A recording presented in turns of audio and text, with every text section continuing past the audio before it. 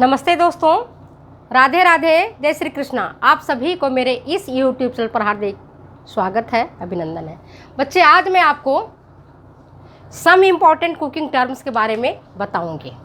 कुछ महत्वपूर्ण है कुकिंग टर्म्स जिससे संबंधित आपके अगर प्रश्न आते हैं तो आप नहीं कर पाते हो। एक पहला प्रश्न है, आपका पहला टर्म है बारबेक्यू। बारबेक्यू आजकल खूब चल रहा है। बारबेक्यू मतलब क्या है? बारबेक्यू कोई बता पाएगा? आज पिछले वीडियो में मैंने आपको बताया है बारबेक्यू क्या होता है। बारबेक्यू क्या होता है? ये कुकिंग की मेथड है और इसका अर्थ ये हुआ कि पनीर हुआ या कोई सब्जियां हैं या चिकन है, उसको पहले से तैयार सामग्री में जो पेस्ट बनाते हैं, उस पेस्ट में हम पनीर को लपेट देते हैं। जैसे आप बेसन पकौड़ा बनाते हो ना, आलू पकौड़ा बनाते हो, बैंगन पकौड़ा बनाते हो, परवल पकौड़ा बनाते हो, तो बेसन में क्या करते हो आप? उसको डुबो करके लपेट देते हो। इसी प्रकार से तैयार सामग्री जो होता है उसमें हम पहले से मैरिनेट किया हुआ पनीर होता है या मैरिनेट किया हुआ हमारा चिकन होता है, बैंगन होता है, इनको हम क्या करते हैं? लपेट करके, और प्रत्यक्ष आग के संपर्क में नहीं, कोयले के आग के संपर्क में नहीं, बिल्कुल हम ऐसे डालते हैं किसी लोहे की छड़ में करके, ठीक है। तो उससे जो पेस्ट है या जो मैरिनेट किया हुआ है, उससे तरल पदार्थ, उसका मसाला, उसका पानी टपक टपक करके नीचे गिरता है, आग पर गिरेगा। तो जब आग पर गिरेगा तो यहाँ से उठेगा धुआं। जो धुआं उठाते, यहाँ पर मान लो पनीर का टिक्का लगा हुआ है, यहाँ पर टमाटर लगा हुआ है, यहाँ पर आपकी चिली क्या कहते हैं, शिमला मिर्च लगा हुआ है, तो ये सारे क्या होते हैं? धुआं से उसके अंदर विशेष जायका हो जाता है, विशेष स्वाद आ जाता है। उसे को कहते हैं हम बारबेक्यू। उसे क्या कहते हैं? हम बारबेक्यू बोलते हैं। पहले ज़माने में, आजकल बच्चे लाते हैं धुआं वाला पनीर कि मम्मी मैं पनीर बारबेक्यू वाला पनीर ला रहा हूँ, मम्मी मैं बारबेक्यू वाली सब्जियां हैं आज की खा के देखो आप, जिससे प्याज रहता है, शिमला मिर्च रहता है, टमाटर रहता है।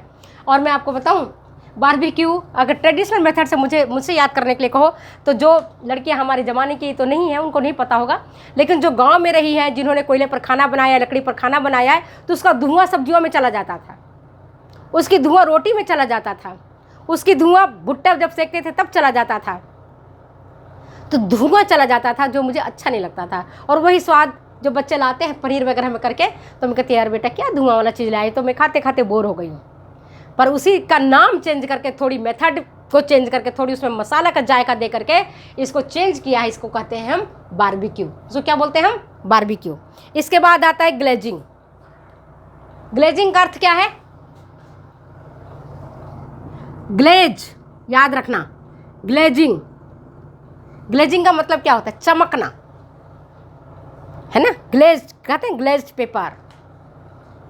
तो भोजन को भी चमकाया जाता है, भोज्य पदार्थ को भी चमकाया जाता है। कैसे? जो भोज्य पदार्थ है उसका तैयार करके उसका सरफेस होता है, जो बाहर सरफेस है, इस सरफेस पर पतला सिरप या जेली, एक पतली लेयर उसकी लगा दी जाती है। कोई सिरप की, शुगर सिरप हुआ या जेली की, उसकी एक पतली लेयर लगा दी जाती है जिससे भोजन चमक उठता है। इसको कहते हैं हम ग्लेजिंग। इसको क्या कहते हैं हम? ग्लेजिंग। इसके बाद दूसरा टर्म आपको बताती हूं मैं। बारबेक्यू समझ में आ गया, दूसरा आ गया ग्लेजिंग।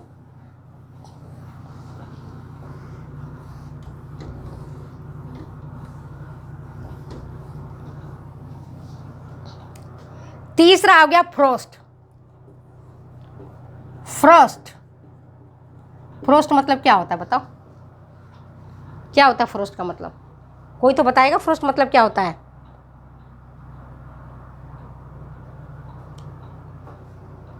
जब आप केक बनाते हैं या पेस्ट्री करते हैं तो उसके ऊपर आइसिंग की जाती है, आइसिंग की जाती है, इसी को कहते हैं फ्रोस्ट।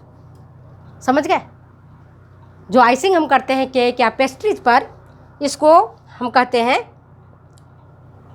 फ्रोस्ट। और ये आइसिंग किसकी की जाती है? आइसिंग रहता है फैट एंड शुगर का। फैट एंड शुगर का ऊपर कोट होता है, वसा और चीनी का, जो केक और पेस्ट्री पर डालते हैं, उसको हम कहते हैं फ्रोस्ट। उस टर्म का नाम है फ्रोस्ट। नेक्स्ट है आपका ब्रॉयलिंग। ये तो मैंने बहुत पढ़ाया हुआ है आपको। ब्रॉयलिंग क्या होता है? ब्रॉयलिंग कोई बताएगा ब्रॉयलिंग क्या है?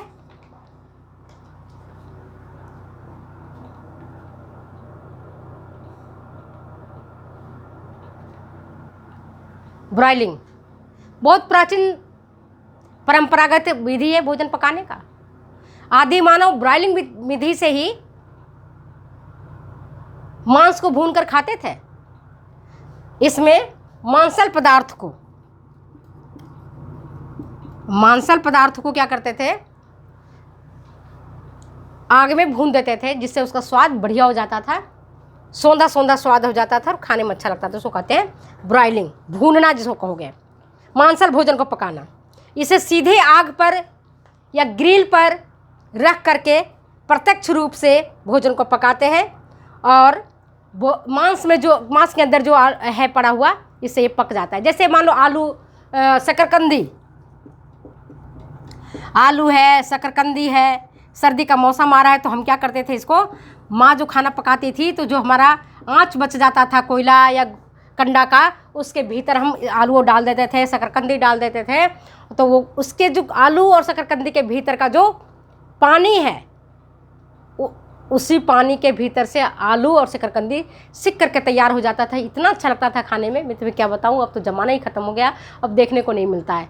कभी मैं गांव जाती हूँ और खाना चूल्हे पर पकता है तो मेरा मन ज़रूर करता है कि मैं आलू को उसी तरह से ब्रॉयलिंग करके खाऊँ। आलू को मैं ब्रॉयलिंग करके खाऊँ, शकरकंदी को ब्रॉयलिंग करके खाऊँ। उबले हुए आलू में स्वाद नहीं आता है जो हम ब्रॉयलिंग करके खाते हैं। अगर हम इसको माइक्रोवेव में पकाते हैं तो भी वो स्वाद नहीं आता। इसके जो पपड़ी जल करके तैयार होती थी ब्राउन कलर की, वो वास्तव में इतना अच्छा लगता था कि मैं तुम्हें क्या बताऊँ। मैंने तो खाया हुआ है, इसका स्वाद लिया हुआ है, इसलिए मुझे ब्रॉयलिंग विधि से जो आलू पकाते हैं मुझे बहुत अच्छा लगता है। हालांकि मैं मांस नहीं खाती, उसलिए मांस का मेरे आइडिया नहीं है स्वाद के बारे में, लेकिन आलू शकरकंदी मैंने खूब खाए हैं। इसके बाद आता है ब्रेजिंग। ब्रेजिंग का मतलब क्या है? हम लोग सब्जियां जो पकाते हैं वो ब्रेजिंग मेथड से ही पकाते हैं। छौंकते हैं उसको, पहले तेल डाला, तेल में जीरा डाला, मसाले डाले, है ना, फिर सब्जी डाली और फिर उसको तैयार करते भून भान करके। तो इसको कहते हैं ब्रेजिंग। छौंक करके जो सब्जी पकाते हैं उसको कहते हैं ब्रेजिंग। और इससे क्या होता है ना कि सब्जियां इतनी अच्छी पकती है, स्वाद इतना बढ़िया होता है कि तेल, नमक, मसाला जो कुछ भी होता है सबका स्वाद सब्जियों में चला जाता है और ज़्यादा अच्छा लगता है, ज़्यादा टेस्टी लगता है। तो ब्रेजिंग उसको कहते हैं कि सब्जी को छौंक कर पकाना, थोड़ा घी, तेल, डालडा जिसमें पकाते हो उसको डाल करके छौंकना, फिर मसाला डाल करके पकाना और जब पक जाए उसमें फिर सब्जी को डालना।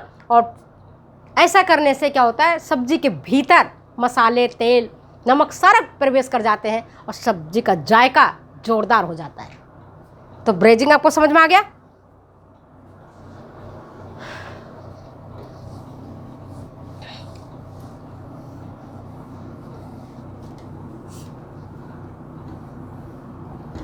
अगला टर्म मैं आपको बताती हूं,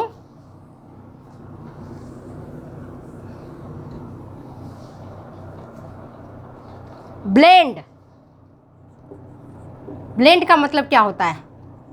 ब्लेंड करते हैं ना, ब्लेंड का अर्थ क्या होता है? सिंपल अर्थ है इसका मिलाना। जब आप मिक्स करते हो किसी चीज़ को, जैसे बेसन का पकौड़ा बनाते हैं तो बेसन में मसाला डाल करके उसको घोलते हैं, घोल तैयार करते हैं, मिक्सर करते हैं, उसको बहुत नहीं फेंटते हैं, उसके अंदर इतना नहीं फेंटते उसके अंदर एयर चला जाए, इतना फ्लफी उसको नहीं बनाते हैं, इसको विगोरसली नहीं फेंटते हैं।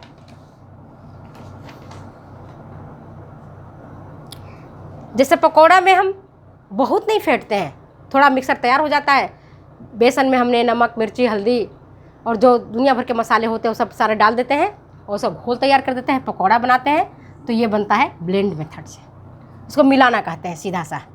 इसी तरह से मान लो कि आप चीला बनाते हो, बेसन की चीला बनाते हो, या ऐसे तवे पर हम बच्चों को ठगने के लिए, हम तो उसको मीठी पुआ कह के बच्चों को ठगते थे।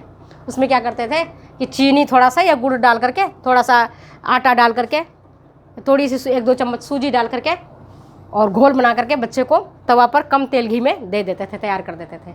बच्चे भी खुश हो जाते थे, क्या खिलाया मम्मी ने, मीठी पुआ खिलाया। अब जब बड़े हो गए तो उनको पता चला अरे मम्मी ने ठगा है मुझे, मम्मी क्या खिलाती थी, छिलका, उसको छिलका कह सकते हो आप, लेकिन हम उसको बच्चों को ठगते थे मीठी पुआ कह करके। तो ब्लेंड वो हुआ, ठीक है। इसके बाद बीट, दोनों मंत्र है। इसमें हम केवल बेस फेंटे हैं हल्के हाथों में। अब बीट करते हैं हम, जैसे केक वगैरह बनाते हैं तो क्या करते हैं हम, चम्मच या बीटर की सहायता से सामग्री को हम फेंटते हैं, जिससे हमारा जो बैटर होता है वो बहुत स्मूथ हो जाता है और बहुत कंसिस्टेंट हो जाता है, बहुत चिकना हो जाता है। और इसका मुख्य उद्देश्य होता है कि इसके भीतर एयर प्रवेश कर जाए, और जब एयर प्रवेश करेगा तो फ्लफी हो जाएगा, भोजन बहुत मतलब ऊपर की ओर उठ जाएगा। तो इसको कहते हैं बीट। खास करके आप लोग जब बढ़िया बनाते हो, खास करके इसकी पेठा की जब बढ़िया बनती है तो मेरी माँ देखती थी, उसको खूब फेंटती थी, जी भर के फेंटती थी। अगर वो नहीं फेंटती तो जो अदौरी बन के तैयार होता था या बड़ी बन के तैयार होता था वो कड़क हो जाता था, सीजता नहीं था, जल्दी पकता नहीं था। इसलिए वो लोग खूब मेहनत करती थी। तब तो इतना जैसे आज बहुत सारा कुकिंग मटेरियल्स है, बहुत सारे इक्विपमेंट है, तब नहीं होता था। बेचारी हाथ से इस तरह से खूब सारी मात्रा में खूब सारा फेंटती थी, बल्कि थक जाती थी तो हमें भी कहती थी थोड़ा बेटा इस तरह से फेंटो तो। और फिर उसको पानी में डाल करके देखती थी, अगर वो बैटर, अगर उसका वो चीज़ जो घोल है पानी के ऊपर आ जाता था, समझती थी कि अब बड़ी पारने लायक हो गया, बड़ी तैयार होने लायक हो गया है, अब इसको वो धूप में छोटे छोटे करके डाल देती थी। तो उसको कहते हैं बीट। इसके बाद एक आता है ब्लांचिंग करना। ब्लांचिंग का अर्थ क्या है कि जिस फ्रूट को, जिस वेजिटेबल्स को अगर हमें फ्रीज में करके रखना है, लंबे समय तक रखना है, तो उसको हम क्या करते थे, ब्लांचिंग करते हैं। ब्लांचिंग करने से जो सरफेस के ऊपर बैक्टीरिया, वायरस या जो पैथोजेंस है वो सारे के सारे मर जाते हैं, और इसके भीतर जो फल और सब्जियों के भीतर में एंजाइम्स है वो एंजाइम्स भी इनएक्टिवेट हो जाते हैं, जिसको हम कहते हैं ब्लांचिंग प्रोसेस। मैंने पहले भी बताया था कि जब कभी हम मटर को प्रिजर्व करके रखते हैं या हम फूल गोभी को प्रिजर्व करके रखते हैं तो हम इसका उपयोग करते हैं ब्लांचिंग का। इसमें क्या करते हैं कि पहले हम एक भगोने में पानी, थोड़ी सी नमक, थोड़ा सा चीनी डाल करके खोलते हुए पानी में डाल देते हैं 1-2 मिनट के लिए, फिर उसको ठंडे पानी में डाल देते हैं, जिसके कारण उसकी सारी जो चीज़ें हैं वो तुरंत ही एंजाइमेटिक प्रोसेस से ख़त्म हो जाता है, मतलब एंजाइमेटिक रिएक्शंस ख़त्म हो जाती है, ऊपर का सर्विस में जो भी उसमें है वो ख़त्म हो जाते हैं, और फिर उसको हम सुखा देते हैं। तो इससे क्या है, लंबे समय तक आपका चीज़ टिकता है। जैसे अभी मैंने पिछले साल भी काफ़ी मैंने फ्रीज में रखा था मटर, अभी तक हमारा मटर काम आ रहा है और खूब बढ़िया से हम मटर का एंजॉय कर रहे हैं। ओके, बाय बाय, फिर मिलते हैं हम अगले टर्म्स के साथ। अगर वीडियो अच्छी लगती है तो प्लीज़ शेयर करें, कमेंट करें, सब्सक्राइब करें और दूसरों बच्चों को भी पढ़ने में मदद करें। तब तक मुझे दो बेटा जाने की इजाज़त, अब कॉलेज का टाइम हो गया, मैं कॉलेज निकल रही हूँ। Okay, bye.